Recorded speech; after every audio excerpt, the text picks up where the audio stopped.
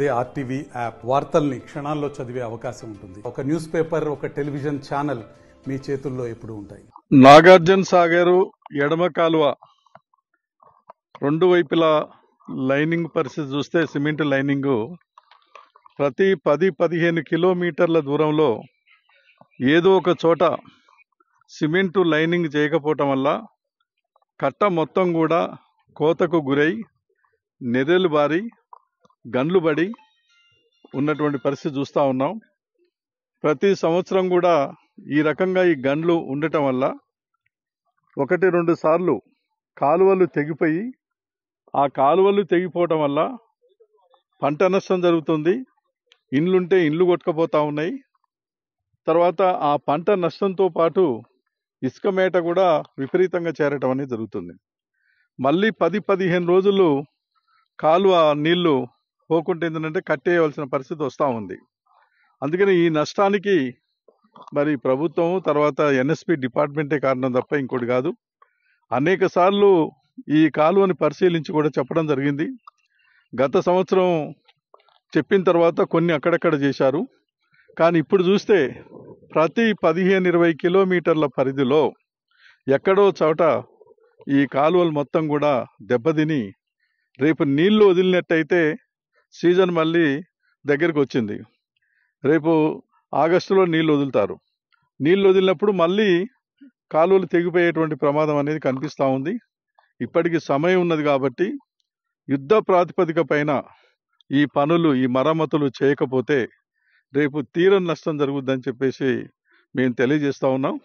అందుకని ఎన్ఎస్పి అధికారులు, ప్రభుత్వ ప్రతినిధులు వెంటనే లెఫ్ట్ కెనాల్ మొత్తం కూడా ఇక మన నాగార్జున సాగర్ నుంచి తర్వాత పాలేరు వరకు కూడా మొత్తం పరిశీలించి ఎక్కడెక్కడనైతే సిమెంటు లైనింగ్ లేకుండా ఇవాళ దెబ్బతిని నెర్రెలు బారి తర్వాత ఏంటంటే గుంతలు పడి ప్రమాదానికి గురయ్యేటువంటి పరిస్థితులు ఉన్నాయో మరి ఇప్పుడు సమయం ఉన్నది కాబట్టి వెంటనే వీటన్నిటిని కూడా మరమ్మతు చేసి రేపు నీళ్లు వదిలితే మరి ఏమాత్రం కూడా డ్యామేజ్ కాకుండా చూడవలసినటువంటి అవసరం ఉంది. కాబట్టి ఈరోజు సిపిఎం పార్టీ మేము నాయకత్వంగా ప్రతినిధి బృందం మేమందరం కూడా ఇక్కడ తిరిగి పరిశీలిస్తే చాలా ఆందోళన కనిపిస్తూ ఉంది.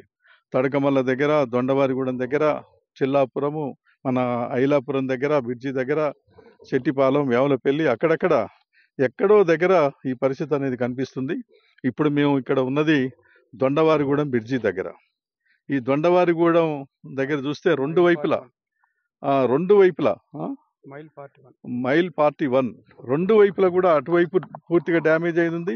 అటువైపు కట్ట దిగిందంటే ఊరు మొత్తం కూడా కొట్టుకుపోయేటువంటి పరిస్థితి ఉంటుంది. కొత్తగా ఏర్పడేటువంటి కాలనీ ఇటువైపు కొట్టుకుపోయినట్టయితే మొత్తం పొలాలు ఇక్కడ 3-4 గ్రామాలు కింది వైపు ఉన్నటువంటి అన్ని కూడా కొట్టుకుపోయే పరిస్థితి ఉంది. పంటలు మొత్తం కూడా నష్టం జరుగుతాయి. ఇరిగేషన్ శాఖ మంత్రిగా ఈ జిల్లాకు సంబంధించినటువంటి మంత్రి గారు ఉత్తమ్ కుమార్ రెడ్డి గారు ఉన్నారు.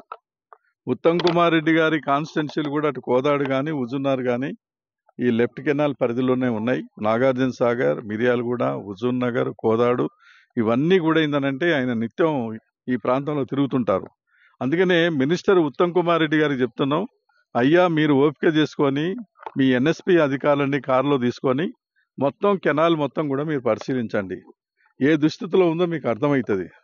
ఇవాళ ఈ జిల్లా మంత్రిగా ఉండి, ఈ ప్రాంత మంత్రిగా ఉండి కూడా మీరు పట్టించుకోవట్లేదని అంటే మరి ఇక మీ మీద తీవ్రమైన విమర్శ వస్తుంది, ప్రభుత్వం మీద వస్తూ ఉన్నది. వెంటనే మీరు రండి, ఇవన్నీ పరిశీలించండి, యుద్ధ ప్రాతిపదిక పైన మరి పనులు చేపట్టేందనంటే ఈ యొక్క నిర్మాణాలు పూర్తి చేయాలని చెప్పేసి కోరుతా ఉన్నాం. మరిన్ని వీడియోస్ కోసం ఛానల్ ని సబ్స్క్రైబ్ చేయండి. లేటెస్ట్ అప్డేట్స్ కోసం వాట్సాప్ ఛానల్ ని ఫాలో చేయండి. అండ్ లింక్ డిస్క్రిప్షన్ లో ఉంది.